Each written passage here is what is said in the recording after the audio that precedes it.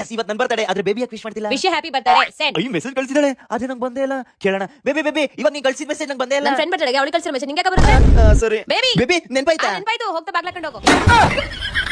ನಿಮ್ಮ ಅಜ್ಜಿ ಬೇಬಿ ನನ್ನ ಬರ್ತಡೇ ನೆನ್ಪಿಟ್ಕೊಂಡಿಲ್ಲ ಇವಳಜ್ಜಿ. ಬಾಬು ಏನಣ್ಣ? ತಗೋ 500 ರೂಪಾಯಿ ಗಿಫ್ಟ್ ಆಬಾ. ಅಯ್ಯೋ ನಮ್ಮ ಅಣ್ಣಂಗೆ ನನ್ನ ಬರ್ತಡೇ ನೆನಪಿದೆ. ಥ್ಯಾಂಕ್ ಯು ಅಣ್ಣ. Thank you. ನನ್ನ ಫ್ರೆಂಡ್ ಬರ್ತಾರೆ ಗಿಫ್ಟ್ ಕೊಡ್ಬೇಕು.